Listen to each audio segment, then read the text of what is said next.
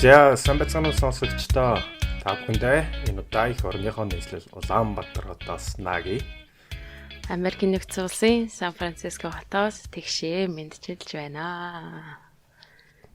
За ингэхүү манай дараагийн нэгэн дугаар та бүхэнд хүрэхэд бэлэн болоод байна. Тэгээд ер нь дугаар маань дараагийн 7 хоног гэдэг чи яг шинийн нэг нөө эсвэл битүүний орой өдөр ч юм уу та бүхэндээ хүрэх юм байна. Тийм үү. За. Тийм шүү дээ. Тэр сайхан шинэлэх л үү? Шинэлж байгаа байл сайхан. Шинлэнгээ сайхан сонсгоно шүү дээ. Тийм. Угаасаа одоо Монголд бол нөгөө хичээл сургуульд орохгүй байгаа тий. Аха. Тэгэхээр ерөнхийдөө бол нэг дандаа гэртэй байгаа хүмүүс илүү байгаа бах тий. Тэгэхээр одоо ер нь цагаан сарыг бас сая цуцалчлаа штэ. Албан ёсоор ерөнхийлөгчийн зарлиг гаргаад. За. Тэгээ цагаан сарыг албан ёсоор тэмдэглэхгүй гэдэг. Тэгэхээр ер нь хүмүүс гэртэй байх бах тий. Тэгэхээр энэ хагас санд чинь 22 юм байна. 22 нь чинь шинэ нэг мөлөө битүүний өдөр байгаа. Тэр үед нь сайхан подкастаа сонсоод шинэлхэндээ тий. Тийм. Эдгээр гэртээ завтай байл сайхан юм сонсгоно шүү дээ. Тэгээд бас дээрээс нь та бүхэндээ сонирхуулахад одоо UB Life эсвэл Гэрэг магазин гэж байдаг те. Тэрний New York Times-тай хамтран гаргадаг 2020 оныг ингээд базаж харуулсан те. Одоо 2020 Turning Points 2020 гэдэг сэтгүүл сая хэвлэлдэж гарсан байлаа. Тэрүүн дээр манай подкастын талаар одоо 2 хуудас мэдээлэл гарсан байгаа. Тэрийг бас олж уушаарай. Бас нэлээд деталууд ингээд орсон байгаа тий. Тэгшээгийн зургийг амар томоор харж байна. Сүүлийн дугаар дээр хүмүүс ийм хүн байдаг юм өдр гэсэн. Харин тийм юм байт юм аа.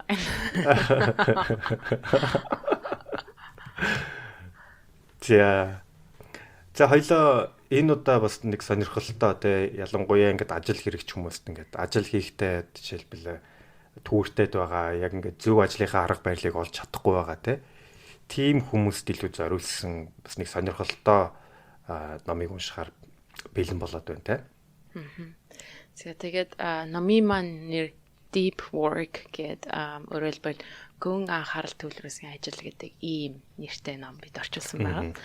Монголоор орчуулж байна тий. Ном маань 2016 онд хэвлэгдэн гарсан. Тэгээд тухайн үедээ Wall Street Journal-ийн бизнесийн номын жагсаалтаар шилдэг ном мөн Amazon-ы bestseller гэх мэтчлэн ном бас юм шилдэг номоор шалгалсан юм ном байна. За тэгээд зохиогч маань Carl Newport гэдэг Georgetown их сургуулийн компьютерийн одоо шинжлэх ухааны тэнхимийн багш хүн байгаа.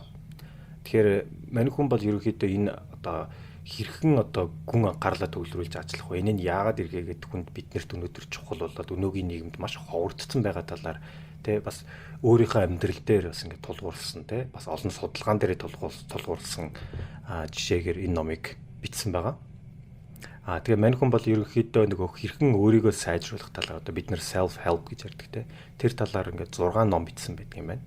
Анх энэ ном бичгээс өмнө бол өөрөө study hack гэдэг одоо хэрхэн одоо сурахын одоо оюутан байх үедээ те блог хөтэлдэг байсан байгаа. Тэгэхээр тэр блог нь бол ерөнхийдөө өөрийгөө хэрхэн хөгжүүлэх үү те мөн ажил дээр хэрхэн амжилт гаргах уу гэдэг талаар нэлээд бичиж байгаа. Тэгээ дараа нь ингээд профессор болсныхоо дараа ингээд хэд хэдэн ном бичсэн. Тэгэхээр энэ ном тэр магадгүй энэ хүний бичсэн ном дотроос номуудаас хамгийн алдартай нь хамгийн олон хүнд хүрсэн энэ Deep Work гэдэг ном байх те. Мөн энэ хүн маань жоохон nerd талтай те. Яг нь бол MIT-гээс компьютер шинжлэх ухаанаар PhD хийсэн байгаа. За тэгж явахдаа бас ингээд сурсан зүйлээс энэ дээр бас одоо оруулж өгсөн байна те. Яг өөрийнхөө оюутан байх үедээ тэгээ багшилж байгаа үедээ ажил нөгөө маш их ажлын дундуур тэгээ хэрхэн их ажлыг амжуулахын тулд ингээ хүн маш их төвлөрч ажиллах ёстой байдаг талаар энэ дээр одоо маш олон жишээтэйгээр энэ ном дээр ярьж өгсөн байгаамаа. Тэгээд Наги эдгээр сая подкастаа бичлэхээс өмнө ярьж бид гоор тэ Наги тэгээд бид гоороо яг энэ ном уншдаг арга барил яг deep work болчиход байгаа юм шиг. Ажлынхаа хажуугаар хүн болгон ажилтай, гэр бүлтэй юм байхад тэрнийхээ хажуугаар заавал унших хэвээр номоо тодорхой цагт уншаад тодорхой цагт нь summary буюу бид нар ярих зүйлээ бэлдээд гэдэг байгаа. Тэгээ цагаа харж байгаад ингээд сайн анхаарлаа төвлөрүүлээ уншдаг. Тэрнээс биш ингээд ангаагаа жоохон кофе шоп төгжим сонсоол тий хажуугаар гар утсаа шалгаад тий хүнтэйгээр тийм байхгүй. Яг энэ номыг ингээд уншиж хахад тий яг одоо яг бидний подкаст хийдэг маань ингээд яалтчгүй маш тод жишээ нэгэд биднэрт өөрт харагдаад байгаа юм л да тий. Хүмүүс асуудаг шүү дээ. Та нар яаж ийм хурдан 2-7 хоногийн дотор заримдаа 700 хуудас номыг гялс уншаад ажлынхаа хажуугаар шүү дээ тий. Амжуулаад тэрнийхээ ард нь одоо тэмдэглэлийн бичээд рекордлоод ингээд амжаад байна тий. Энэ нэг ном болгоны чинь ард бол нэг за 10-аас 15 заримдаа 20 цагийн хөдөлмөр идэх шүү дээ. Тэгээ тэр болгоныг яаж амжуулаад байна вэ гэхээр яг үнэндээ бас яг энэ ард тэр энэ концепт нь яг явж байгаа тий. Deep work буюу маш анхаарлаа төвлөрүүлж зөвхөн нэг юм дээр анхаарлаа төвлөрүүлж гүнзгий ажиллах тий. Тэр чадварыг бол эзэмшиж чадах юм бол нэгсэндээ яг тэр хийх ажлаа амжилттайгаар тий. Хурдан хугацаанд тий чанартай хийж чадна гэсэн энэ санааг л энэ ном олон талаас нь хэлэх гээд байна л та тий. За тэгээ хоёлоо ном руугаа өсөрхөөсөө өмнө хэлэх хэрэгтэй байгаад манай подкастаа бас удаан хугацаагаар ажиллаж байгаа манай ерөнхий ивент тэтгэгчтэй бид нэр бас хамтарч ажиллахдаа маш дуртай компани байгаа. Энэ бол Denk Pharma эрүүл амьдралын хэв маягийг түгээцгээе. Эрүүл мэндэд чанарыг эрхэмлэгч подкастын маань ерөнхий ивент тэтгэгч Denk Pharma. За тэгээд наги бит хоёр номоо бүлгээр нь яриад явъя гэж бодож байна. За тэгээд хамгийн эхлээд ном руу орохоос өмнө эхлэл хэсэг дээр нь deep work буюу гүн анхаарал төвлөрүүлэх ажил гэж юу юм. Түүний эсрэг нь тэгвэл shallow work буюу одоо анхаарал төвлөрүүлэхгүй ажил гэж юу вэ гэж. За тэгээд анхаарал төвлөрүүлэхэд гүн анхаарал төвлөрүүлдэг ажил нь ер нь юу вэ гэхлээр тэг ямар нэгэн таныг анхаарлаж сарниулсан зүйл байхгүй. Тэг гол нь тархиа хамгийн одоо хүчтэй цэг дээр нь аваачиж бүр ингээд анхаарлаа төвлөрүүлэхгүй бол тэр ажил хийж чадхааргүй тийм ажлуудыг хийлдэг байгаа. Тэгээд имхүү хүчин чармаал гаргаснараа шин одоо санаа гаргах шин одоо value буюу одоо value гэсэн үн цэнийг бүтээх те тэгээ шинэ зүйлийг сурах гэдэг энэхүү зүйлүүдээ хийдэг зүйл байгаа. Тэрнээс биш те нэг мэйлээр шалгасан бол Facebook орсон бол Twitter орсон болоод ингээд ах юм бол энэ маш их анхаарал сарндаг зүйл байгаа юм байна. За тэгвэл анхаарал төвлөрүүлэхгүй ажил буюу shallow works гэж юу вэ гэхлээр ямар нэгэн байдлаар таны тэр тархины ажиллагааг нэг шаарддаггүй ингээд гарын ойролцоо хавцаа хийждэг хүнтэй янга хийж болдог тиймэрхүү ажлуудыг хэлж байгаа. Тэгээд ерөнхийдөө энэ одоо гүн анхаарал төвлөрүүлэх ажлын hypothesis буюу гол санаа агуулга нь болохоор ойрын жилүүдэд ялангуяа энэ шинэ эдийн засаг гэж байгаа. Энэ болохоор мэдээллийн 90 үеийн энэ үед гүн анхаарал төвлөрүүлдэг ажлыг хийж чаддаг хүн маш их цөөхөн болж байгаа. Тэгээд харин түүнийг шаарддаг ажлуудаас их болж байгаа. Тим чадвартай хүмүүс ирээдүйд энэ мэдээллийн технологийн шинэ 90 үед хамгийн амжилттай байх болно гэдэг санааг хамгийн их дэвшүүлээд тэгээд энэ хөө зүйлээ дэлгэрэнгүй тайлбарласан байгаа юм. За тэгээд эхний бүлэг маань болохоор deep work is valuable буюу энэ гүн анхаарал төвлөрүүлсэн ажил маань маш үнцэнтэй маа гэдгийг зохиолч маань тайлбарласан байгаа. За тэгээд шинэ 90 үе буюу шинэ эдийн засаг гэдэг нь маань болохоор яг мэдээллийн технологийн үеийн үед байгаа. Тэгэхээр одоо компаниуд хин нэг ажилтан авахтаа ажилтан авах уу эсвэл компьютер авах уу гэж одоо боддог болсон үе. Тэрнээс гарын доогоор зүгээр хийждэг юм роботоор хийлэгддэг болсон байгаа.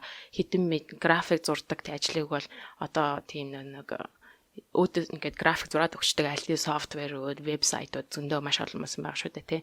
Тэгэхээр ямар хүмүүс хэрэгтэй вэ гэхээр high skilled workers буюу одоо маш чадварлаг ажилчид тэр дундаа компьютертэй болон машинтай ажилдаг, түүнтэй хамтдаа нийлээд машиныг удирдах чаддаг тийм маш өндөр чадвартай ажилчид хэрэгтэй. Тэгээд нөгөө талаар нь болохоор баг суперстарууд бүх хүнээс хамаагүй давуу ямар ч үед давуу байдаг тийм хүмүүс шаардлагатай болж байгаа юм л та. За тэгээд 3 дахь нэг хүмүүс нь болохоор энэ шинэ 90 үед одоо бас амжилттай болох боломжтой хүмүүс нь бол капиталд одоо мөнгөтэй хүмүүс гэж хэлсэн те капиталд гар нь хөөрөх боломжтой байгаа тэр хүмүүс байна. За гэхдээ капитал гэдэг нь болохоор эдийн засгийн талаас нь ярьж байгаа учраас за эдрийг шууд өнөөдөр маргааш бид нэр хичээснээрээ хөрөх боломжгүй гэж тооцчих юм бол нөгөө хоёр буюу өндөр чадвартай хүмүүс суперстар болох те боломжтой хүмүүс байна гэж тооцъё те. Тэгэхээр яаж ийм чадвартай болох вэ гэж. Тэгэхээр ерөнхийдөө санаа нь болохоор энэ гүн анхаарал төвлөрүүлэлт гэдэг маань болохоор таныг өндөр чадвартай ажилд хүрэхэд бол туслах юм байна л да. Тэгэхээр энэ номон дээр болохоор нэг жишээ гаргаж ирсэн нь болохоор 1990-ад оны үед Anders Ericsson гэдэг судлаач болохоор deliberate practice гэдэг нэр томьёог гаргасан. Энэ бас бидний уншиж байсан өмнөх номуудаар бас гарч ирж байсан байх. Зориуд те бодож төлөвлөсөн одоо үйлдэлүүдийг хэлж байгаа. Тэгэхээр ямар нэгэн одоо яг оюуны хүчин одоо төвлөрөл шаардсан ажил гэдэг маань болохоор ерөөдөө төвлөрсөн ажил байдаг. Түүнээс гадна одоо натуралаараа байглаасаа зайтай тийм мондөг хүмүүс байхаас гадна төвлөрсөн ажил хийж төвлөрч яг зөвхөн энэ зүйлэн дээр л хийн гэж төвлөрчөөж тэр одоо байгаа чадвараа сайжруулдаг байх жишээтэй тий. За тэгэхээр энэхүү deliberate practice-ыг ер нь хийхэд тулд юу яах ёстой юм бэ гэж тий. Тэгэхээр хоёр зүйлийг хамгийн сүүлд нь хийх хэрэгтэй юм л да. Нэг нь болохоор нэг тодорхой яг нэг чадварыг сайжруулахын тулд тухайн чадвар дээр фокус хийх хэрэгтэй. Тэгээ хоёр дахь нь болохоор дандаа фидбек буюу үнэлэмж тий тэгээ ямар яаж ийснээ буцаж үнэлүүлж аваад тэгээд түүнийг засаад явах гэдэг тийм зүйл хийх хэрэгтэй байна. Тэгэхээр ингээд эргээд нөгөө талаас харахаар энэ бол нөгөө нэг deep work нь болж таарч байгаа юм л та. Тэгээд байнга энэ хүү зүйлийг ингээд давтаад яваад ахаар өөрөө бараг дадал зуршил болоод эхэлчин тий. Тэгээд төвлөрч ямар нэг зүйлийг сайжруулдаг болно. Тэгэхээр одоо компьютер та бүхэн ингээл мэдээллийн технологи руу амархан штэ Google-ээр юм хайхан амархан ингээд харж болно те Google дээр юм хайх нэг өөр харин Google-ийг тэр Google гэдэг engine те тэр платформыг барих одоо build буюу одоо develop хийх тэрийг хөгжүүлэх гэдэг чинь шал өөр ажил болж ирнэ гэж. Тэгэхээр тэр цаана байгаа тэр машиныг удирддаг тийм хүн хэрэгтэй байна. Тэгэхээр тэр скил гэдэг нь маш хэцүү зүйл болж таардаг. Тийм амархан хийс биш. Тэгэхээр түүнийг бэлтгэхийн тулд өөрийнхөө чадваруудыг deliberate practice буюу яг ингэж зорилготой төлөвлөсөн байдлаар бэлтгэх шаардлагатай байна гэдэг нэг санаагаа юм. За тэгээд хоёр дахь нь болохоор энэ гүн анхаарал төвлөрүүлдэг ажил маань анхаарал төвлөрүүлдэг ажлын ачаар бид elite level буюу бүр хамгийн elite шатанд ямар нэгэн үр дүн гаргах боломжтой болдог. Тэгээд үүнд нэг жишээ байсан нь болохоор Adam Grant гэдэг Penn State сургуулийн одоо Pennsylvania мужийн их сургуулийн Wharton бизнесийн сургуульд байдаг багш байсан. Тэгээд энэхүү багш маань хэдхэн жилийн дотор маш амжилттайгаар карьер нь өсөөд бараг 3-4 жилийн дотор full professor болсон байгаа. Full professor гэдэг нь эхлээд associate тэгээ дараачийн профессор болоод дараа нь tenure professor болоод тэгээ дараа нь full professor бүтэн профессор болдог. Энэ бол хүмүүс хэдхэн жилийн дотор үнийг чадсан байгаа. Тэгээд яаж ингэ хүн чадсан бэ гэхээр ерөөсөө ямар нэгэн ажлыг хийхдээ маш чанартай тэгээд бас яг түрүүнээсэн гүн анхаарлаа зөвлөж яг фокус болж хийдэг хүн байсан байгаа. Тухайлбал гэх юм бол бусад багш нар бүх семестр болгондоо заадаг байсан бол энэ багш зөвхөн нэг семестрт заадаг. Үлдсэн 2 семестрт нь 3 семестртэй гэж үзэх юм бол үлдсэн 2 семестрт нь огт хичээлээ заадаггүй эсрэгээр өөрийнхөө судалгаан дээр төвлөрдөг байсан байгаа. Тэгэхээр өөрөлдвөл нэг семестрт хичээл заахтай төвлөрөөд дараагийн семестрт судалгаан дээр төвлөрдөг. Тэгээ судалгаан дээр төвлөрч явах хүртэл заримдаа 3-4 өдөр би оффистаа байхгүй байна гэдээ автоматар мэйл бичдэг. Мэйлээ автомат хариулагч дээр нь тавьчихдаг. Одоо офисынхан гадаа оффистаа байхгүй гэдэг ингээд хадчдаг. Хинтэж ярьдгүй, хэнийг ч оруулдаг байсан байгаа. Гэхдээ яг мань хүн оффистаа суугаад судалгаагаа хийдэг байсан байгаа юм л да. Ингэж бүх зүйлийг тасалж чадсанараа хамгийн өндөр чанартай ажлыг гаргадаг юм байна. За тэгээд гол нь тэгвэл энэ саяхан хэлсэн нь болохоор ингээд зөвхөн нэг зүйл төвлөрчин шүү дээ тий. Тэгэхээр multitasking гэдэг одоо нэлээд орчин үед одоо олон зүйлийг зэрэг амжуулах гэдэг тийм нэг концепт байгаа. Энэ яагаад болдгоо юм бэ гэж. Энэ болохоор attention residue буюу анхаарлын үлдэгдэл гэж зүйл болдго юм байна. Тэр нь юу вэ гэхээр хэрвээ та нэг нэгдүгээр таскаа хийжлээ, хоёрдугаар таск руу шилжлээ, гуравдугаар таск руугаа шилжлээ гэж бодоход та хэдийгээр 3 дугаар таск руу шилжсэн хэрнээсээ 1-р таскаа одоо хүртэл толгойд ч бодсоор байдаг. Түүнээсээ болоод бүх зүйлийн анхаарлаа төвлөрүүлж чаддгүй. Тэгээд 3 дугаар таск, 2 дугаар таск дээрээ та анхаарлаа төвлөрүүлээг учраас хамгийн сайн чанартай бүтээгдэхүүнийг гаргаж чаддгүй юм байна л да. Үр хөтөмж муу. Тийм, үр хөтөмж маш муутай байдаг. Тийм болохоор яг нэг зүйл дээр хийсэн бол хийгээд төвлөрөө дуустал нь хийгээд тэгээд дараачих руугаа явах хэрэгтэй гэж. За энэ яаж хийх тухайг дараагийн бас бүлгүүдэд яриад явах болно. Тийм. За тэгэхээр дараагийн бүлэг рүү орцгоо 2 дугаар бүлэг. Тэгэхээр энэ 2 дугаар бүлгийн гарчиг маань deep work is rare. Буюу нөгөө анхаарлаа төвлөрүүлж гүн ажиллах энэ маань айгу ховор болцсон юм байна л та. Тэгэхээр энэ дээр айгу сонирхолтой жишээгээр их бүгд Facebook-ыг мэднэ. Тэр бүгдээрээ Facebook ашигладаг, Twitter-ыг мэднэ. Тэгэхээр 2012 онд Facebook компани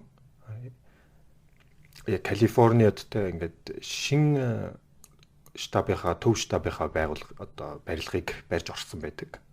Тэгэхээр энэ нь 3000 гаруй ажилчин нэг дор байдаг маш том орчин үеийн шийдэлтэй барилга байсан.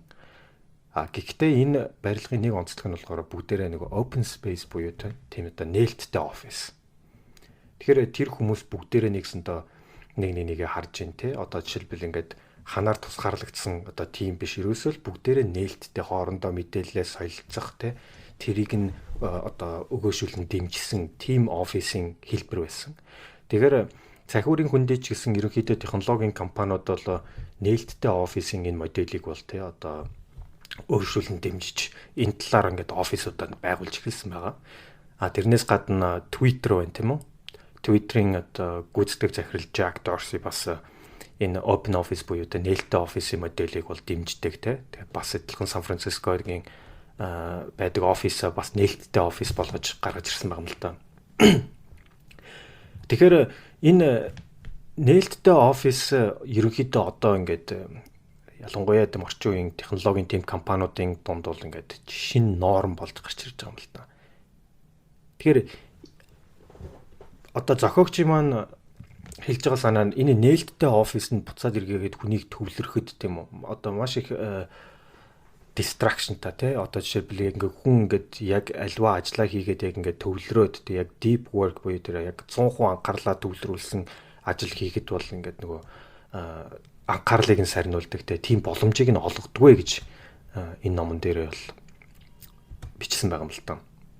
Тэр ерөнхийдөө ингээд технологи ингээд давуу хөгжсөн тий бид нар мэдээлэлээ тэгэл Facebook-ээр ч юм уу тий янз бүрийн апп-аар авдаг тий яг энэ үед ингээд бид нарыг одоо альва одоо ажлыг хийж яхад ч юм уу те ингээд маш их distraction буюу анхаарал сарниулах зүйлүүд их гараад ирсэн байгаа юм л та.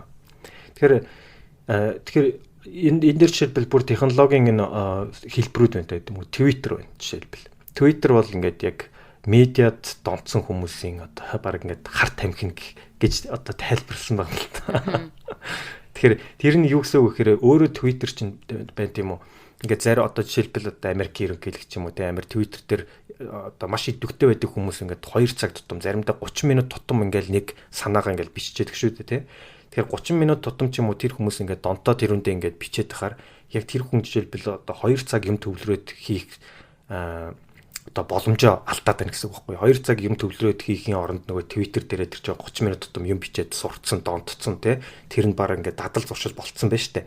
Тэгэхээр тэр хүний буцаад эргээгээд альва нэг зүг хийж байгаа ажил дээрээ 100% төвлөрөх тэр одоо боломжийг ингээд хумслаад байна гэсэн үг байхгүй. Тэгэхээр ерөнхийдөө бид хүн өөрсдөө ч гэсэн ингээд энэ дээр анализ хийгээд үзэх хэрэгтэй л дээ. Та бүхэн өнөөдөр ингээд ажиллаа хийж явахдаа ч юм уу те ингээд зүгээр байж явахдаа эсвэл орондоо орохосоо өмнө ч юм уу ингээд байнгын гар утсаа шалгаастаа хараастаа тэгээ тэр нь ингээд буцаад бид нэрээ яг addict гэж ярьдаг те одоо яг тэндээ донтсон гэдгээ магадгүй анзаардаггүй мэддэггүй те тэгэхээр энэ бүхэн маань буцаад эргээгээд бид нэр анхаарлаа төвлөрүүлэхэд маш том сарниулагч болж гараад байгаа юм л да.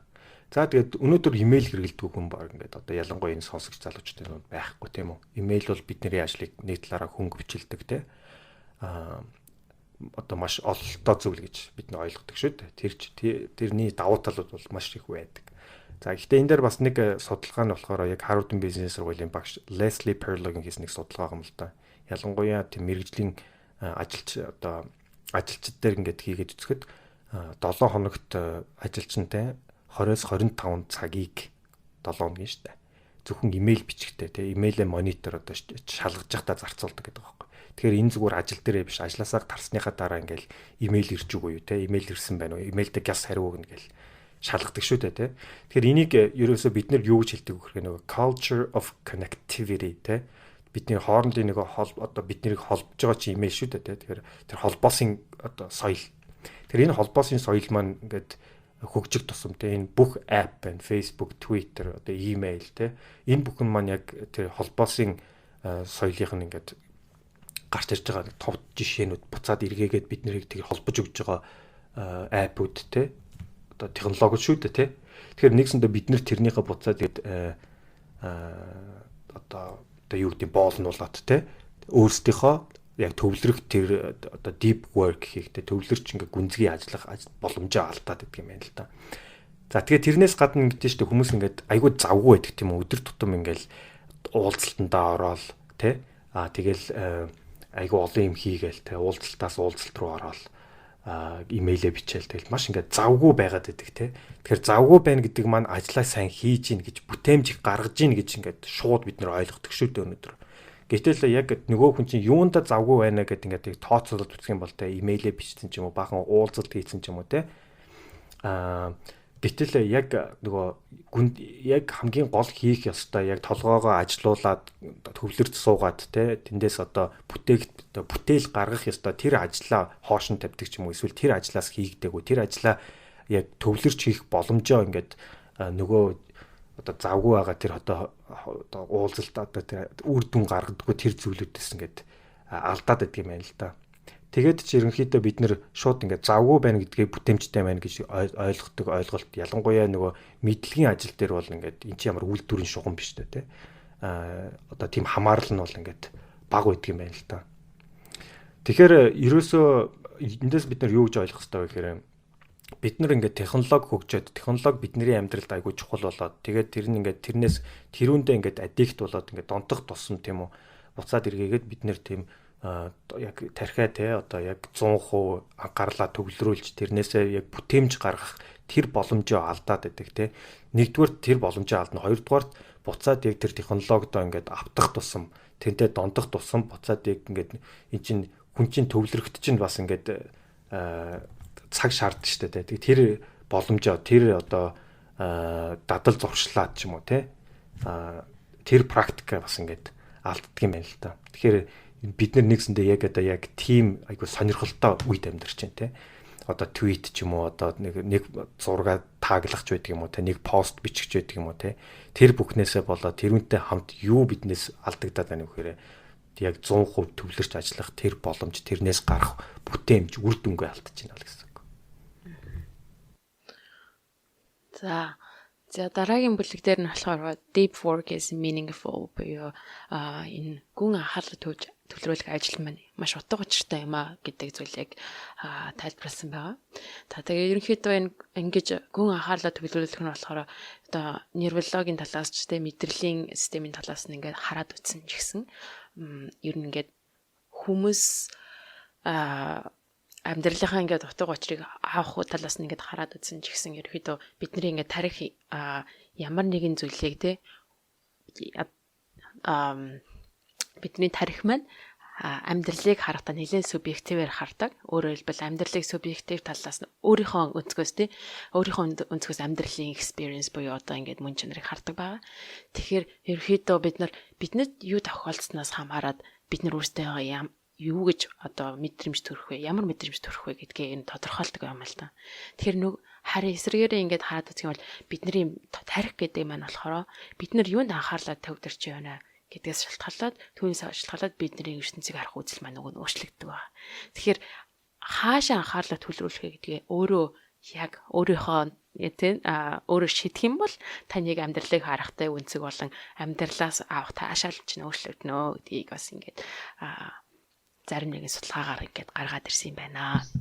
За бас нөгөө талаас нь сэтгэл зүйн талаас нь хараад үзэх юм бол та бүхэн мэдчихэд Михаил 6 центимахали гэдэг энэ Украин Америкийн ийм сэтгэл зүйч байдаг. Энэ хүний нэр нь маш хэцүү учраас хамгийн их буруу бичигддэг нэр гэдгээр алдартай. Хичнээн ч уншигддаг те. Тэгээ яг энэ маань хүнийг Майкл гэж дуудсан юм байл. Би нэг интервьюгийн сонсож байсан. Намайг Майкл гэж дуудчихаа гэж байсан. За энэ хүний бичсэн нэг одоо гаргасан зүйл нь болохоор flow state буюу одоо хүн ямар нэгэн ажил төлөвлөрөхөөр урсгал байдалд ингээ ордог. Тэр нь ингээ бүр яг ингээ бяцлал хийж байгаа юм шиг те ингээ бүр ингээ яг бүх юмдаа төлөвлөрсөн маш гоё юм мэдрэмж төрдөг. Тэр хэсгийг болохоор flow state гэж нэрлэж байгаа. Тэр flow state-д хүрэхийн тулд тийм урссан юм шиг энэ мэдрэлийн төвшөнд хүрэхийн тулд хүн маш сайн төвлөрч ажиллах хэрэгтэй байдаг. Тэгээд өөрөөр хэлбэл deep work бидний гүн төвлөрсөн зүйл маань бидний энэ урссан юм шиг энэ flow state рүү авчирдаг байгаа. Тэгээд flow state-д хүмүүс эрсдэр маш их таашаал авдаг. Өөрөөр хэлбэл энэ талаар ярих юм бол хүнд аз жаргалыг авчирдаг гэдгийг нь бол энэ бас энэ хүн сэтгэл зүйч шинжлэх ухаанч маань бас гаргасан байдаг. За тэгээд нөгөө талаас нь харах юм бол бас хамгийн сүүл нөгөө өнцгөөс нь харах юм бол энэ гүн анхаарлаа төвлөрлөх гэдэг ажил маань ерөөхдөө бидний амьдралын утга учирыг бас гаргаж өгдөг тийм. Жишээлбэл дархан хүн, уран хүн хичнээн анхаарлаа төвлөрүүлж хийж байна тийм. Тэгээд одоо бидний ямар ч хүн байсан ч гэсэн ажилдаа анхаарлаа төвлөрлүүлээд тэрийг шин сэтгэл ингээд хийх юм бол үс ямар утга учиртай зүйл үү гэдэг мэдээд улам тэр нь одоо өөрт нь өгөн рүүгээжтэй амьдралын утга учир болдог гэдэг талаас нь бас ингэ тайлбарлаж оруулах юм байна. За тэгээд энэ хүрээд хоёлоо ингээд номынхоо 2 дахь гол хэсэг рүү орж байгаа тийм. Тэр 2 дахь гол хэсэг маань ерөнхийдөө яг ингээд одоо гүн төвлөрч ажиллахад ямар дүрмүүд байдаг юм бэ? Тэднийг хэрхэн одоо дагж явж одоо энэ гүн ажиллах боломжтой байх вэ гэдэг талаар ярих болно. За тэгэхээр хамгийн ихний дүрм буюу work deeply тэгээд гүн ажиллацгаая тэгээд гүн төвлөрч ажиллацгаая гэсэн бүлэг байгаа. Тэгэхээр магадгүй арай жоохон урт байж магадгүй. Тэгэхээр willpower гэж байдаг тийм үү? Willpower гэж англиар хэлдэг. Энэ болохоор нэг сэтгэлийн тэнхээ те. Аливаа зүйлд ингээд хүн ингээд хийх ч гэсэн энэ сэтгэлийн тэнхээ гэдэг бид хүнд байдаг тэр одоо тэнхээ нь бол ерөөсөө хязгааргүй зүйл биш те. Бас л ингээд яг л булчин шиг те. Бас ингээд ядардаг те. Бас ингээд эрч хүчин ингээд унтрах боломжтой. Тэгэхээр нэгэнтэй л бид нар тийм хязгаарлагдмал willpower буюу сэтгэлийн тэнхээ тий одоо тэрийг дагах одоо альва зүйлийг ингээд даваад гарах тэр чадвар чинь ингээд хязгаарлагдмал юм чинь тэрийг яаж одоо максимумд нь тий оновчтой өөртөө ингээд ашиглаад ажиллаа амжуулж чадах уу тий бүтээмж гаргаж чадах уу тэр талаас нь бид нар харах хэрэгтэй.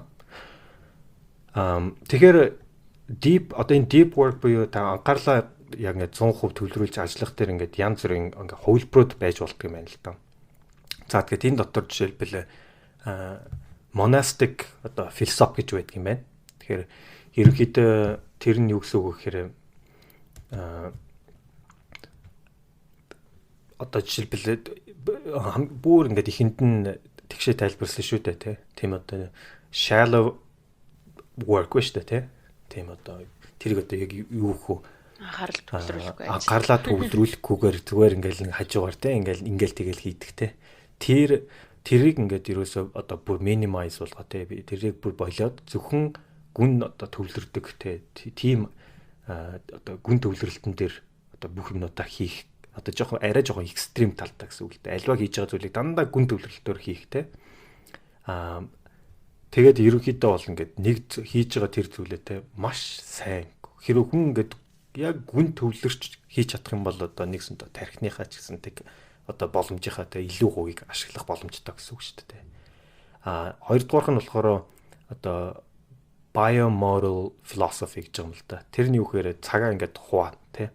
За яг энэ цагт нь би гүн төвлөрлж одоо яг тэр бүтээмж гаргах ажиллаа хий тий. Нөгөө үед нь болохоор бусад юмнуудаа амжуулъя гэсэн тий. Яг ингээд цагаа хоёр хуваадаг ч юм уу. За дараагийнх нь болохоор rhythmic philosophy гэж байгаа юм л да. Тэр нь болохоор та альва нэг хугацаанд ч юм уу эсвэл амьдралдаа те ингээд нэг одоо 7 хоногийн хагас сайн болох нэг жишээлбэл те гүн төвлөрөлт зардаг ч юм уу те тэрүүндээ тэрийг ингээ буцаад эргээгээд амьдралынхаа хөвшил болгох эсвэл ингээд журналистик одоо философи гэдэг нь болохоор завтаа үедээ яг гүн төвлөрөл рүү ордог те ингээд зав гарахаараа тэрийг шууд гүн төвлөрөх тэр ажилдаа зарцуулдаг гэх мэтчлээ. За тэгээд хамгийн гол нь янз бүрийн ингээд философи янз бүрийн тав хүнд ингээд хувилбарууд байна гэсэн үг байхгүй юу? Яг тэр гүн төвлөрөлтийг бид нэр тэгвэл яг хизээ ашиглах вэ те. Тэгэхээр тэр хүн болгоны одоо жишээлбэл амьдралынхын хэв маяг те өөрийнх нь бас хийж чадах зүйлээс ингээ хамаарад янз бүр байж болно те. Энэ заавал одоо жишээлбэл хагасаа өдрөл гүн төвлөрөлт хийдэг албагүй шүү дээ те. Гэхдээ тэрнээс гадна энэ дээр ингээд хид хідэн дүрмүүд байгаа юм л да. Яг яаж гүн төвлөрөхтэй бэлдэх вэ те.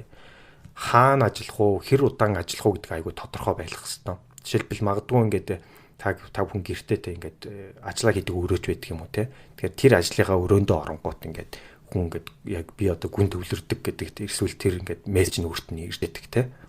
Тэр сэтэл нь ингээд төржээдэг. Эсвэл ингээд одоо номын санд очдог ч юм уу те. Ингээд өөр газар очих. Тэгэхээр яг хаана ажиллах вэ гэдгийг айгүй тодорхойлцсон. Тэгээд хэр хугацаанд ажиллах вэ те. Тэр нь одоо яг ингээд 2 цаг байх юм уу эсвэл ингээд хагассан өдөр бол бүхэл өдрийг зарцуулах юм уу те. Тэрийг айгүй ойлгомжтой анханасаа ингээд өөртөө зориг тавиад орох юм бол те хамаагүй илүү. Тэндээс нэг за яг та ингээд дээж байгаа амжуулчих юм бол хажуугаар нь яадаг вэ гэхээр нөгөө анхаарал амархан юм руу ингээд сарнаа явчихдаг. Ягаад гэх юм бол яг дуусах хугацаагаа тодорхойлог учраас. За тэгээд тэрийгээ бас ингээд хэрхэн хийх вэ те. Тэр дүрмүүдээ өөртөө тодорхойлох хэрэгтэй. Жишээлбэл одоо би жишээлбэл те подкастынхаа ном уншиж хахад гар утсаа оролдохгүй гэж өөртөө дүрм тавьдаг те. Гар утсаа оролдох юм бол ингээд анхаар нэгдүгürt уншижсэн газараа анхаарал сарнаад мартчихна те. Дахиад анхаарлаа төвлөрүүлэх гэж цаг хугацаа орно штэ. Нэгдүгürt, хоёрдугаард ингээд нөгөө анхаарал төвөрөхөд ингээд одоо сарниулдаг учраас ингээд дууг нь хаагаад ингээд цааш нь тавьчихдаг. Яг тэр ном уншиж байхад бол гар утсаар дуудлагч иржсэн юу ч иржсэн би шалгадаггүй те. Тэгэхээр иймэрхүү дүрмүүдийг ингээд яг гүн төвлөрөхт өөртөө ингээд тогтоогоод өгчих юм бол тэрийгээ дагаад дагахад нэгдүгürt хялбар те. Хоёрдугаарт ингээд нэг төвлөрөхөд бол ингээд айгүй чухал болдго юм байна л да. За тэгээд тэрнээс гадна одоо энэ дээр нэг grand gesture гэдэг нэг санаа байгаа юм л да. Тэгэхээр тэр нь юу гэсэн мэд өөртөө нэг тийм одоо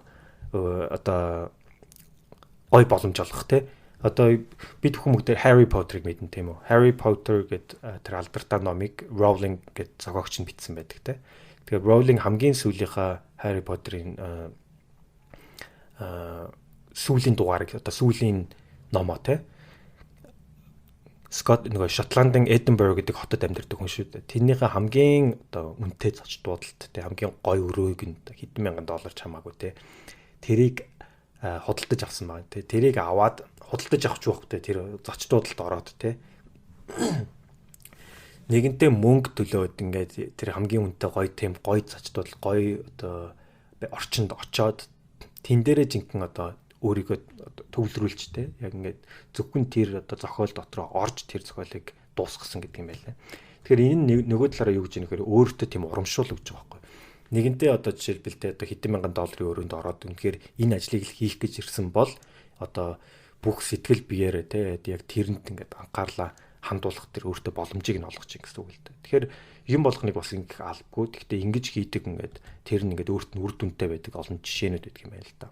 За Bill Gates байна те Microsoft-ийн гүйцэтгэх захирал байх үедээ яадаг байсан бэ гэхээр жилдтэй нэг бодох 7 хоног гэж гаргадаг байсан юм байна л да. Think weeks те ингээд яг гүн бодолд автаж ингээд айгүй том зургаар харч те одоо компани маань хаашаа явах гэдэг юу энэ интернет технологи дээр ингээд одоо дараагийн 10 жил 20 жил ингээд чухал байна. Стратегийн бид нэр ямар чиглэл авах хэрэгтэй вэ? Тэрийгээ ерөөсө хідэн ном аваад ингээд бүр хөдөө ингээд очиод те ингээд өөрийгөө түгжээд зөвхөн номоо уншаад те зөвхөн өөрөө яг тэр анхаарлаа маш төвлөрүүлээд те одоо бусад орчноос гадаад орчноос өөрийгөө хязгаарлаад тусгаарлаад тэгж бодож иж тухайн үедээ жишээлбэлтэй интернет ерөөсөө технологи дээр одоо маш том хүч болж гарч ирэх юм байна. Тийм учраас бид нэр интернет дээр те маш том стратегийн хөрөнгө оруулалтыг хийж алхмуудыг хийх ёстой юм байна гэдэг шийдвэрийг тухайн хүн одоо бүр ингээд хөдөө өөрийгөө тусгаарлцсан үедээ гаргаж ясан сонгодог жишээ байдаг юм байна л да. Тэгэхээр энэ ерөөсөө бид нар нэгэнтээ одоо өөрөө тархиныхаа те одоо тэр потенциалыг ингээд зөв өөртөө ашиглахын тулд ингээд анхаарал сарниулж байгаа тэр зүйлүүдээс те одоо өөрөө ингээд өөрийгөө вакуумжуулж агаад гүн бодлоо яг те одоо төвлөрөлтөө ингээд ашиглаж чадах юм бол те тэндээс бүтээмж үр бүтээл гарах магадлал одоо маш өндөр те тэрийгээ уулын зөв ашиглах ёстой байна л да. За тэгээд тэгвэл одоо ингээд яаж хийх юм бэ гэдэг асуулт гарч ирж байгаа те. Тэгвэл за би одоо ингээд гүн төвлөрч ажилламаар байна. Тэгвэл яг яаж хийх юм бэ? Ямар дүрмүүд байна те. Тэгэхээр түрүүн бол ингээд ямар төрлүүдийг нь хэлжлээ. Тэгэхээр энийг ерөөсөө л яг бизнес шиг л хийх ёстой гэж байгаа юм л да. Тэгээд нэгдүгээр хамгийн гол нь яг одоо сахилга хотын те одоо нэгдүгээр дүрм те. Тэр нь бол ингээд хамгийн чухал гэсэн зүйл дээр анхаарлаа төвлөрүүл. Тэгэл хүн амьдралдаа ингээд за хийх ёстой зүйлүүдээ ингээд жагсаач те. Одоо жишээл би энэ 7 хоногт байж юм. Энэ сард ч байдаг юм. Энэ жилд ч байдаг юм. Тэн дотроос ингээл за 20 юм гарч ирлээ. Тэрнээс хамгийн чухал гэж бодож байгаа эренблэгдээ эхний 5 турсан тэр зүйл юу. За тэр зүйл рүү тэгвэл гүн төвлөрөлтийг гүнд одоо тэр боломжоо олгож тэр дэрийг одоо хийе те. За тэгээд хоёрдугаарт нь сахилга хотны хоёрдугаар дүрм нь болохоор яг act on the lead measure буюу те. Одоо урт хугацаанд яг тийм эерэг үр дүн авчрах тийм үү. Одоо үр нөлөө авчрах тэр зүйлүүдийнхаа яг хэмжигдэхүүнийг олоод яг тэрүүн дээр гол фокусаа тавьж байгаа. За тэгээ 3 дугаарт нь keep a compelling scoreboard буюу ингээд аливаа хийж байгаа зүйл тэр бүр бүтээл дээрээ те дүн тавь. Тэгээ тэр дүнгээ ингээд өөрт яг энэ чинь өөрөө өөртөө дүн тавих чинь жоо сайн сонсогчж магадгүй. Гэхдээ тэр нь ингээд өөрийгөө идэвхжүүлэх одоо том хүчин одоо зүйл болж өгдөг юм байна те. Хэрвээ ингээд хүмүүс ингээд тоглоом тоглож байхдаа ч юм уу те оноог ингээд хянаад явах те. Явах юм бол хүмүүс ингээд тоглоомынхаа арга барил стратеги бүгдийг өөрчилт юм байна л та. Яагаад тэгэхээр тэр нөгөө өрсөлдөөн гарч ирээд те ингээд өөрт чинь ингээд хожих идэвхжүүлэлт ингээд өөрөөс чинь гарч ирдэг учраас тийм оноожуултай ингээд одоо энэ 7 хоног жишээлбэл би те үр дүнгийн хувьд үр бүтээмжийн хувьд ямар байв. Одоо ямар оноо өгч байгаа юм те. Тэгээ тэр оноонуудыг өгөөд ингээд явах юм бол те одоо өөрөө ингээд сайжирч байгаагаа ч гэсэн илүү оноогоор ингээд ойлгомжтой харагдана. Эсвэл алдчихж байгаа бол те алдчихж байгаа нь ингээд илүү ойлгомжтой бол гарч ирэх юм байна л да. За тэгээ тэрнээс гадна те хариуцлагын механизмтай бол гэж байгаа. Хэрвээ жишээлбэл те одоо тэр нь юу гэсэн үг вэ гэхээр одоо ямар нэг алдаа гардаг ч юм уу ямар нэг юм болоход те тэрэндээ буцаад эргээд хариуцлагатай тэрэндээ эргээд хариу үйлдэл үзүүлэх ёстой болж таарч байгаа. Тэгэхээр тэр оноожуулт өгснөөрөө сайжирсан үгүй юу гэдгээ мэдээд тэрүүн дээрээ одоо хариуцлага тооцоод те өөртөө одоо цаашаага сайжруулах тэр боломжийг нь олгоно гэсэн үг. Тэгэхээр энийг ингээд тийм системд оруулчих юм бол өөртөө маш ингээд хялбар те явхад одоо хийхэд илүү одоо амар болно гэсэн үг л дээ те. За тэгэхээр тэрнээс гадна энийг бас нэг ингээд одоо сонирхолтой хэлж байгаа нь be lazy буюу те ингээд залхуурах үедээ ингээд үнэхээр залхуураа те залхуу заримдаа хүн чинь ингээд залхуураад ингээд юм хиймэргүй санагддаг штэ те. Тэгэхээр тэр үедээ яагаад гэх юм бол ингээд хүн цаанаасаа те жишээлбэл ингээд ялангуяа тийм одоо тархиа ашигладаг те гүн төвлөрч ажилдаг тэр хүмүүс ингээд нөгөө тархиа амрах тэр боломжийг нь олгох хэрэгтэй байна л да.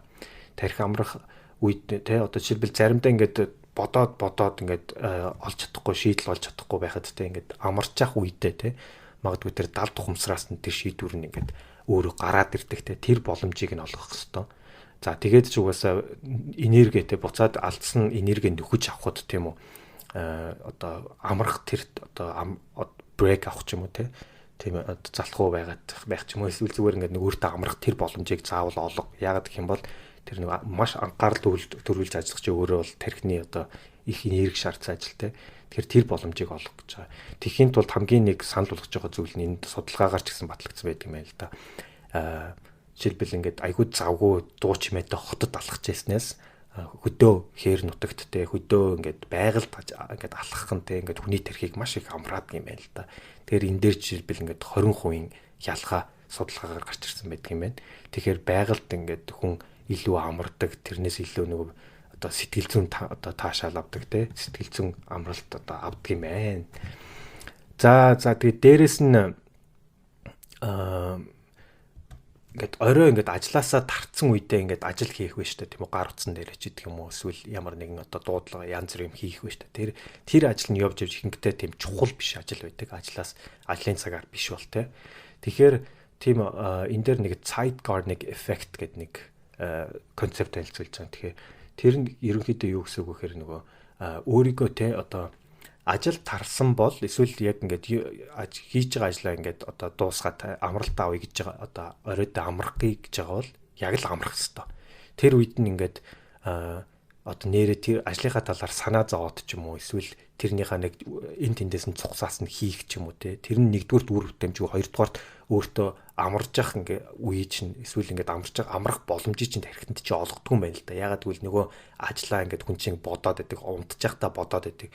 Тэгэхээр тэрийгээ ерөөс ингээд блоклох хэрэгтэй байна. Ажил дууслаа бол ерөөсө тархинасаа болж үйл ингээд аваа хайчих те. Тэгэд бүр яг тэр одоо shutdown гэж ritual гэж бүр ингээд тайлбарлаж байгаа юм л да. Тэг ингээд shutdown буюу бүр ингээд унтрааснараа хүнд ингээд нөгөө тархиа буцаад эргээгээд одоо амрах боломжийг нь одоо олгож байгаа юм л да. Тэгэхээр тэр айгүй маш чухал. Тэгээ буцаад нөгөө яагаад гэхээр нөгөө тархинтэй яг амраад эргээд нөгөө төвлөрсөн гүн ажилд орох те боломжийг нь олгохын тулд тэр нь ингээд илүү оновчтой байдаг. Тэгээд ч ажлын цагаас гадуур хийсэн тэр ажил нь болохоор нэгдүгээр нэг чухал биш, бүтээмж багтаа. Тэгэхээр хоёрын хооронд зүйлэнд ингээд одоо тархиа амрах боломжийг нь олохгүй алдчихдаг юм байна. Тэгэхээр ерөөсө тэр зүйлүүдээс айгу хол те нэг одоо айгу энгийнээр хэлэх юм бол те айгу одоо гүнзгий ажиллах үедээ маш гүнзгий ажил тэгээд одоо ажил дууслаа өнөөдөрт одоо ингээд паузлъя гэж байгаа бол үнэхээр жинкнээсээ паузл те тэр оронд нэмэлээ шалгаал одоо яаж байгаа бол ингэж байгаа бол гэж санаа зов битээ тийм одоо санаа зовж те тархиа амрах боломжоо хомслоо гэсэн санаа хэлж байгаамаа. За тэгээд хоёр дахь дүрмээр нь орё гэж бодож байна. Хоёр дахь дүрм маань гүн ажиллах хоёр дахь дүрм маань болохоор embrace boredom буюу тэгээд уйтгартай тийм залхуу өрсөн зүйлийг хүлээн зөвшөөрөө, түүний хүлээн аваа гэдэг тийм зүйл байгаа юм. За тэгээд үүний нэг одоо тодхон жишээ нэг юм бол одоо бид нар ингээл нэг залхуу урайл нэг жахсаж утас руугаа оролдоод ингээл нэг мухаа цуучдаг тий. Эсвэл ингээл нэг 5 минут нэг хүн хүлээж ахтаад буцаал уцаа оролдоод ингээд сууждаг. Энэ өөрөөр юу хэлээд байна гэхээр хийх юмгаа болох ч юм уу. Эсвэл ямар нэгэн зүйлээр тархич нь ингээд блоклогдох одоо ингээд цагаан хоосмолч тэр үедээ утас олдог. Ийм habit буюу дадал зуршлыг одоо бий болгоод байна гэсэн үг тий. Тэгэхээр энийг таслан зогсоох хэрэгтэй. Boredom буюу тэр уйтгартай байгаа залхуу бүрсэн тэр зүйлд ч ихсэн уцраа оролдохгүй ямар нэг зүйлээр тэр нөхөж ямар нэгэн байдлаар үр ашиггүй тийм зүйл хийхгүй болготлон тасгах хэрэгтэй гэж хэлж байгаас гэсэн санаа. За тэгээд энэхүү гүн тэ төвлөрөх анхаарлаа төвлөрүүлэх гэдэг зүйл маань нэг төрлийн ур чадвар скил тэ олж авах боломжтой зүйл. Тийм ч учраас өөрөөр хэлбэл сургаж дасгалжуулж болно гэсэн байгаа. Тэгэхээр яаж тэгвэл энийг дасгалжуулах юм бэ гэж. Тэгэхээр хэд хэдэн аргуудыг дасгалжуулах тэ гүн төвлөрөхийг сурах аргуудыг энэ автор маань ном дээр бичсэн байна. За тэгээ эхний санал болгож байгаа арга нь болохоор анхаарал сарниулах зүйлээс завсарлага авах биш. Харин фокус буюу анхаарал төвлөрөхөөсөө завсарлага аваа гэж байгаа. За тэгээд энэ нь одоо юу яг бидний бодож байгаа хэсэг шүү дээ тий. Нэг хэсэг ийм интернет саббат гэдэг нэг санаа гарсан байсан. Саббат гэдэг нь болохоор еврейшнтэй хүмүүс хасаа өдөр 7 хоногийнхаа нэг өдөр бүх ажлаа ингээд хаагаад зөвхөн өөрийнхөө шашинтай төдөлдөг байгаа. Тэрнтэй адилхан одоо 7 хоногийн нэг өдөр интернетээс салах гэдэг тийм нэг хэсэг тренд яваад байсан. Үүний бол харин зохиолч марлаа үүний эсрэг байгаа. Учир нь их юм бол та одоо ингээл жингээ хасах чинь ингээл ганцхан 7 хоногийн ганцхан өдөр идэхгүй амарлаг тий идэхгүй ингэж гүрээжсэн бас өдөр нэгтгэхээр мэдээж ингэ асахгүй шүү дээ тий. Тэрдээ адилхан 7 хоног жингээ Facebook ухаж ясна ганцхан өдөр би өнөдөр ухахгүй. Тийм байх юм бол бүтггүй гинэ. Тийм болохоор эсэргээр байн ухтгүй тий байн Facebook ухтгүй байн илүү хэрэгтэй хэрэггүй бити хийгээд хаяа хийх болохоор тэрэндээ харин цаг зарцууллаа гэж ийм хэлсэн маа да. Тэгээд хэрэгжүүлэх боломжтой нэг арга нөх юм бол компьютерийн хажууд те ажлынхаа хажууд болохоор цаасан дээр би тэдэн цагаас интернет орж юм үзнэ гэдэг ингээ бичиж тавьчих те. Өөрөөр хэлбэл интернет зөвшөөрөгдсөн цаг гэд тусгаад нь тавьчих. Тэр цагт болоогүй цагт бол интернет орохгүй. Яг хийх юмаа компьютер дээр ажиллаа хийгээ сууж явах хэрэгтэй. Тийм цаг тавьчих хэрэгтэй. Тэгэхээр зарим хүмүүс ингэ л да үгүй миний ажил амар их интернет шаарддаг юм аа. Би бүрээсээ баян ингээл мэйлээ шалгаж явахгүй болохгүй гэж. За тэгвэл ингэж 15 минут тутамд 5 минутыг нь яг мэйл шалгана гэдэг. Тэгээ үлдсэн 10 минутыг нь болохоор босоод их хэрэгтэй ажиллаа хийгээд.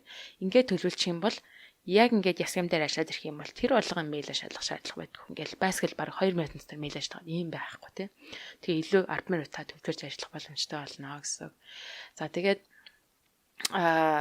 мөн гэртээ ч гэсэн бас интернетийг ашиглахаа тий тодорхой хэмжээнд бас хязгаарлах хэрэгтэй.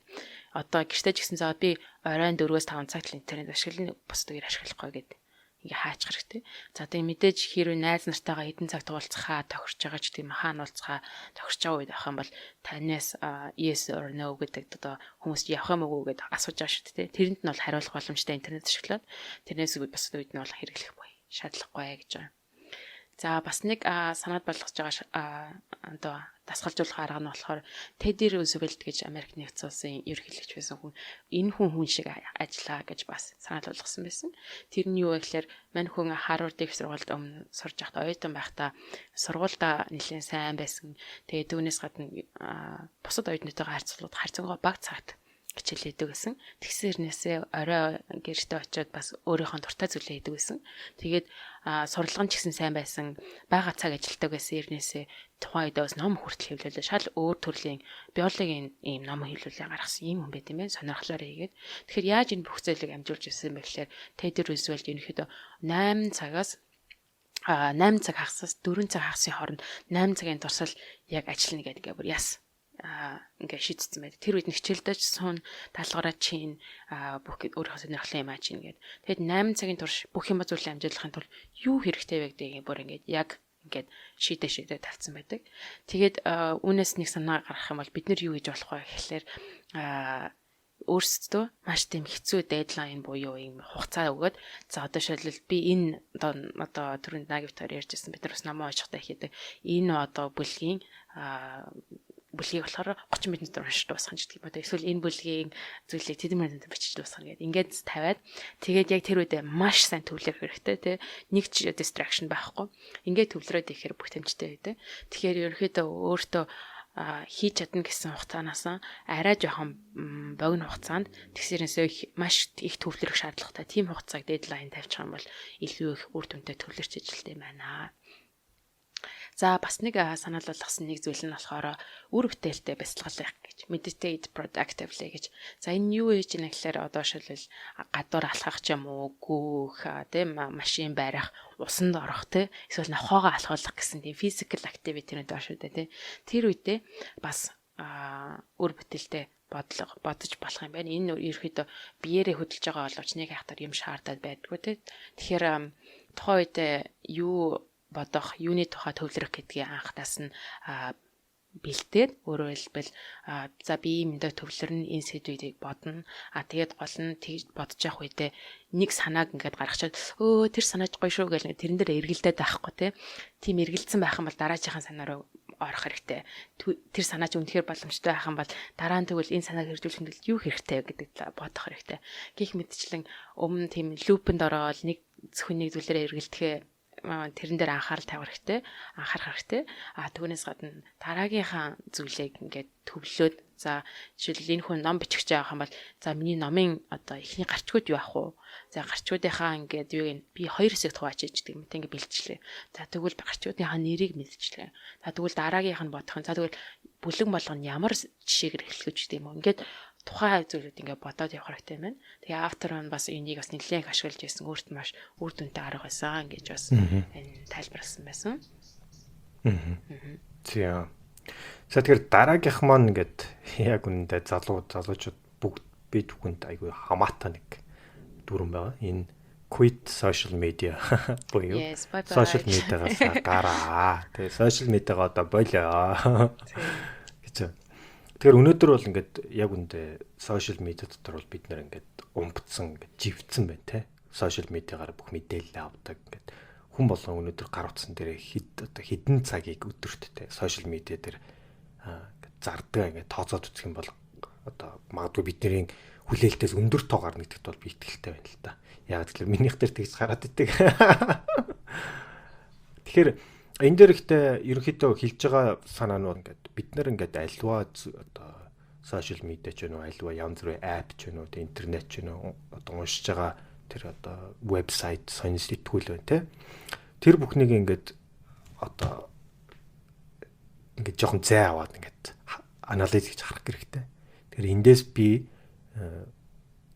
эерэг нөлөөлөл аваад байна уу, сөрөг нөлөөлөл аваад байна уу? Эерэг нөлөөллийн хэрвээ эерэг нөлөөлөл нь тийм үү? Мэдээж хэд одоо мэдээлэл авах гэдэг юм уу те?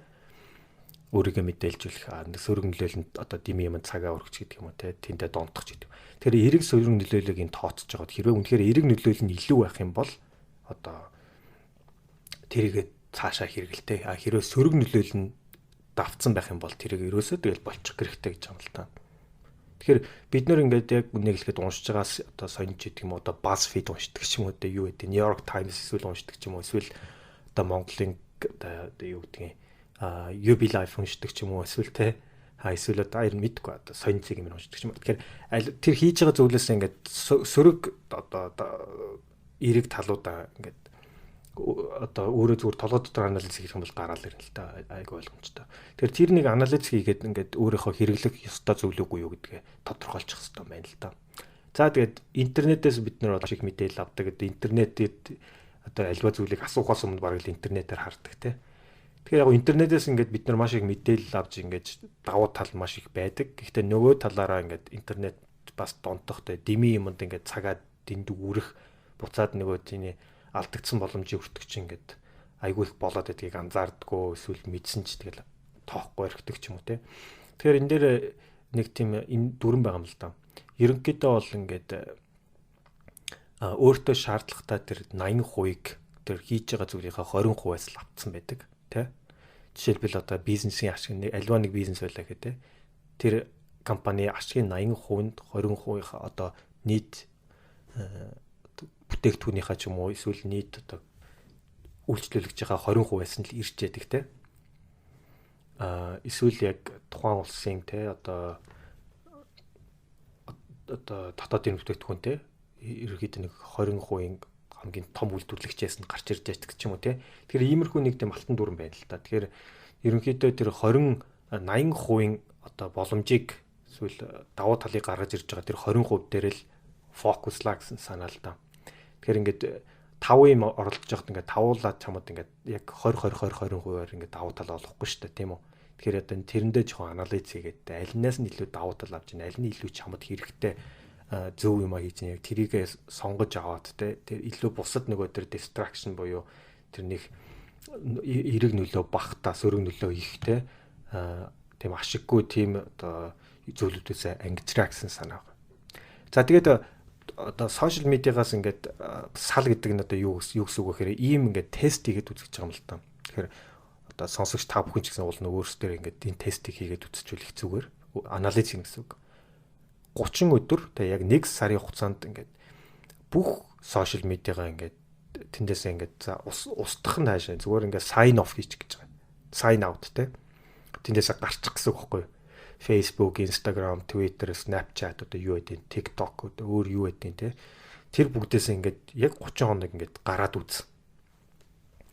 Тэгээд мэдээж амар байхгүй те. Магадгүй ингээд зарим нь ингээд мэдээлэл соцрон гэж бодож байгаа, зарим нь эсвэл ингээд ажил явахгүй шүү дээ. Янз бүрийн шалтгаан хийж болно. Гэхдээ яг тэгж нэг 30 хоног тэндээс гараад ингээд хоёр зүйлийг ажиглах хэрэгтэй. Өөртөө тэр яг 30 хоногийн дараа хоёр асуултыг тавих хэрэгтэй. Нэгдүгüүрт нь хэрвээ энийг одоо тэр сошиал медиа ашиглаагүй байснараа те яг ингээд улаан цайм ингээд амьдрал дээр чинь одоо дээртэн зүйлүүд гарч ийн үү те. Тэгэхээр яг тэгэхээр сошиал медиа ашиглага бэлтгэлийн гарч ийн тэр үлдсэн цагаа тэгэхээр хүн чинь ондоо юм зарцуулах болно да те.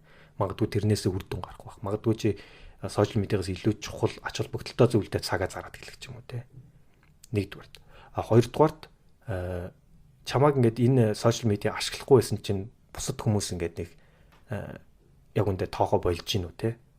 Одоо би тэрнээс гарчих юм бол одоо хүмүүс намайг одоо юу гэж бодох юм ч юм уу эсвэл би юмнаас хоцорч юм биш үү эсвэл ингээд одоо намайг яачваа гэд тэх юм биш үү гэж айгу боддгийм байл та. Тэгэхээр яг тэр асуултанд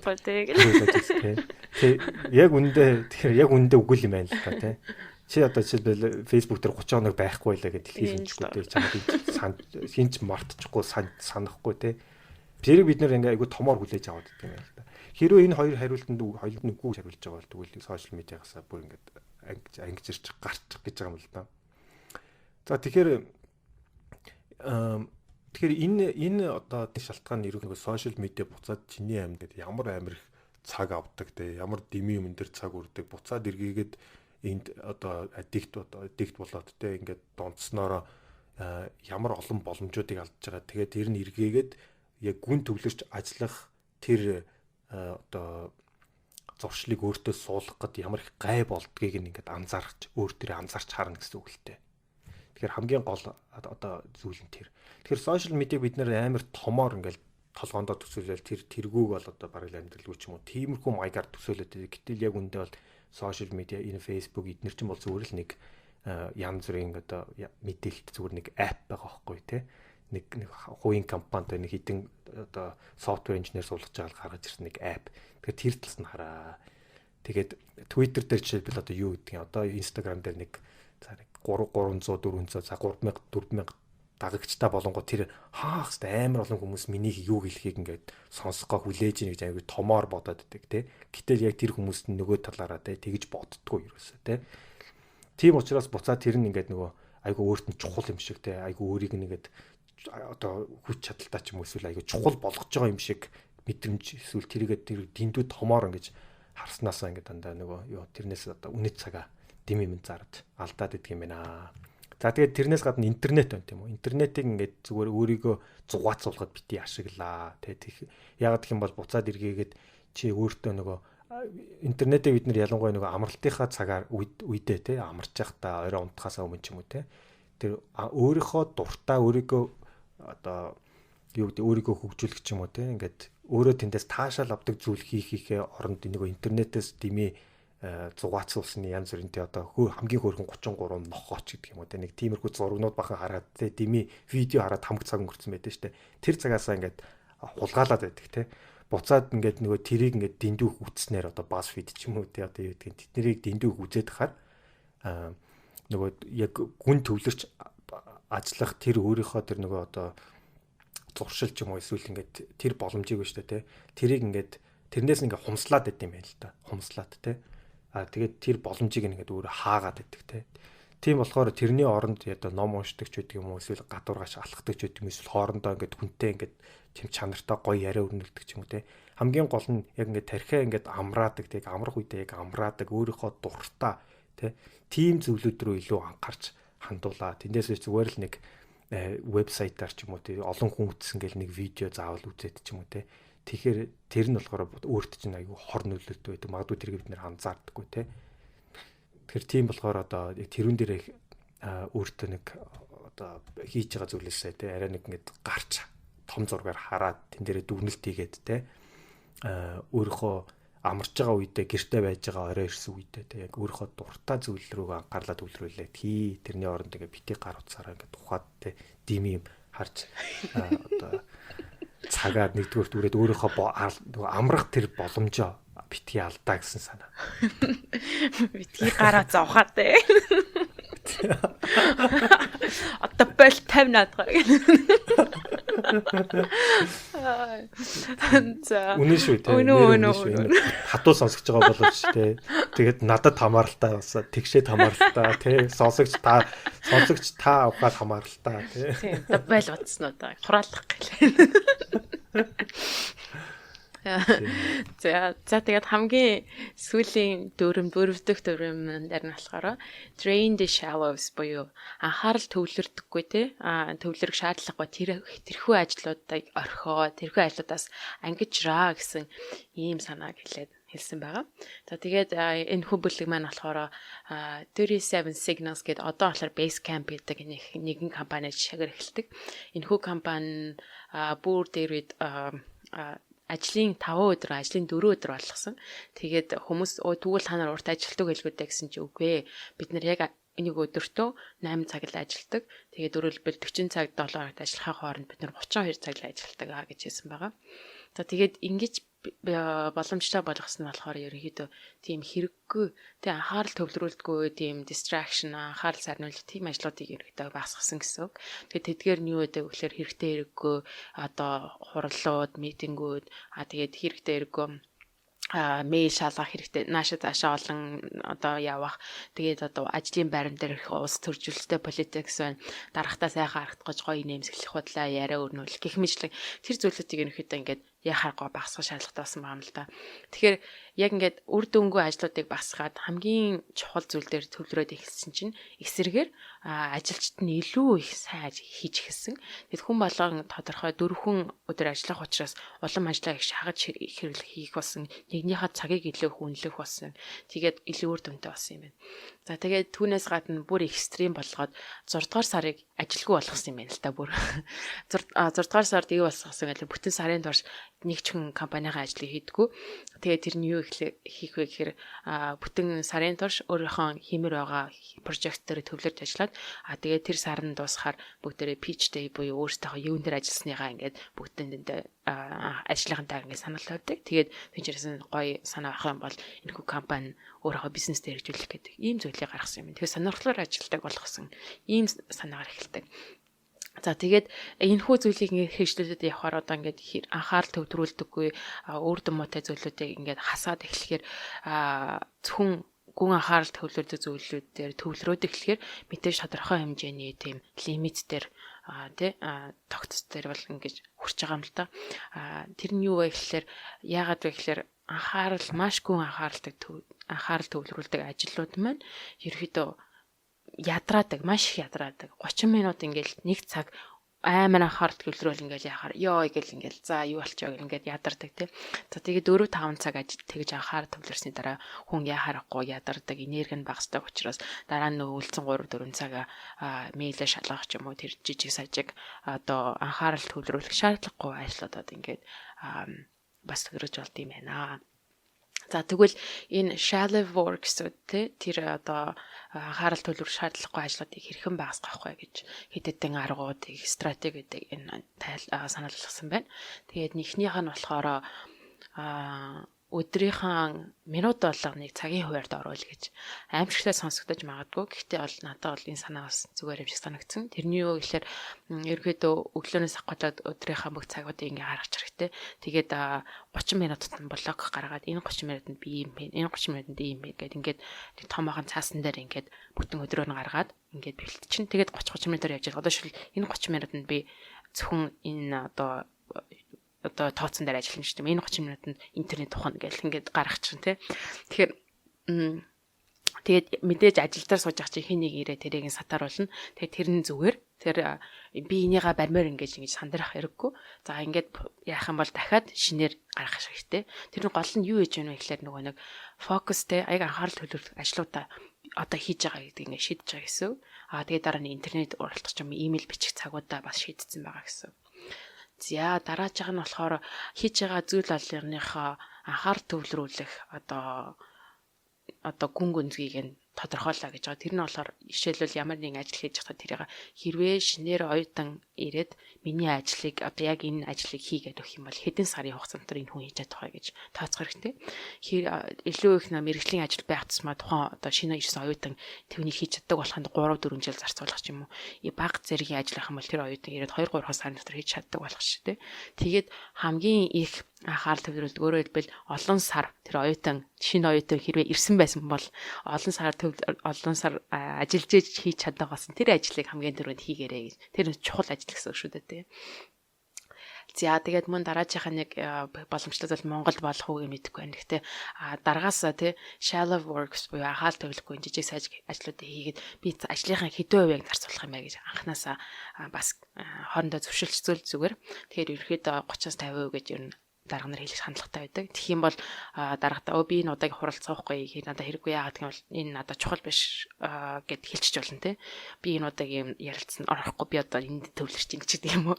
Хэрэв боломжтой бол юм санаа байгаа. За бас нэг санаа нь болохоор 5:30 гэхэд ажлаа бүтэн дуусгая гэж. Яг тэгээ энэ нь болохоор fixed schedule буюу яг ингээд тогтсон цагийн хуваарьд орох гэдэг зүйл байгаа. Тэгээ түрүүний Рузвельттэй Тедди Рузвельтийн бас шинэ дээр гарч ирсэнтэй адилхан хэрвээ яг тогтсон цагийн хуваарьд 5:30-аас хойш юу ч хийхгүй гэдэг ингээд тогтчих юм бол 5:30 хүртэл бүх юм амжуулах гээд яаж иж аваад амжуулна. Тэгэхээр төвлөр хөөсрөө аргагүй болно. Тэгээд илүү их төвлөрч үр дүнтэй ажилтдаг. За тэгээ сүүлийн санал болгож байгаа зүйл нь болохоор имэйлээр таныг хүрэхэд те танилан мэйл бичиж хэцүү болдог гэж. Тэгээд яаж тэгэх вэ гэхээр одоо нэгдүгээрт болохоор хүмүүс тэл хэрэгтэй те над руу хариулахдаа тим юмудаа заавал бичсэн байх хэрэгтэй. Надад миний санаанд таарах эсвэл миний санаанд загт таарах зүйл байх юм бол би хариулна ч гэдэг юм уу. Анханаас нь ингээд фильтр тавиад өгчих юм бол хүмүүс танил хэрэгтэй хэрэггүй мэйл бичих байлаа. За тэгээ хоёрдугаарт нь өөрөө хариу бичихтэй. Одоо нэг хүн ингээд те хоёлоо тэгжээд нэг кофе уух гэх юм бол хариу бичихтэй өө тгий гэж бичих штэ. Өө тгий хэмэл нөөдөр хизээ өө тгий гэл дараа ингээд хутаа ингээд кофе уухын төлөө хамтаа уухын төлөө 10 хэдэн мэйл бичих болно тийм. Тэрний оронд хэрвээ тэгж хариулах юм бол тгий тим газар байл зүгээр манай ажил энэ тим кафе байгаа би тэгтээ тэрэнд нь ууна умаар байна. Одоо те шилбэл тэр өдөр зүгээр нэгийг сонгоод явуулаарай зөвхөн надад сонгосон кофе шоп цагаа наашаа бичнэ үгээ. Тэгээд бичих юм бол нөгөө хүнээс ганцхан хариу өрөөл тэгэл бол гэсэн 10 хэдэн мэйлийг хэмжиж байна гэсэн. Гэх мэтчлэн иймэрхүү аргуудыг тайлбарласан байгаамаа. Тэгээд ер нь юмд практик арганууд санагдсан. Тэгээд бас тундаа ичгүү санагдсан надад бол. За тэгээ энэ хүрээд ном маань ингээд ерөнхийдөө өндөрлөж байна те. Та бүхэнд бас таалагдсан гэдэгт итгэлтэй байна. Магадгүй олон хүмүүсийн нэрээ тийм шүү гэж бодсон байна. Харин уцаалтахаа болоо гэл. Тийм. Гэтэ яг хөө бид нар яг нөгөө ном уншихад те яг үнийг хэлэхэд бас ингээд 2-7 хоног тутам нэг ном уншина ажлын хажуугаар гэдэг чинь бас их ажил болж байгаа юм л да. Тэрийг ингээд тасралтгүй бараг 3 жил ингээд хийгээд яалтч өөрөөсөө энэ deep work буюу те яг анхаарлаа төвлөрүүлж яг нэг зүйлээ маш хурд богино хугацаанд бүтээмжтэй хийхэд те зарцуулахаас ингээд хүчээр сурахаас өөр аргагүй болсон те. Буцаад эргээгээд биднэрт ямар их ажил хөнгөвчлөдөг.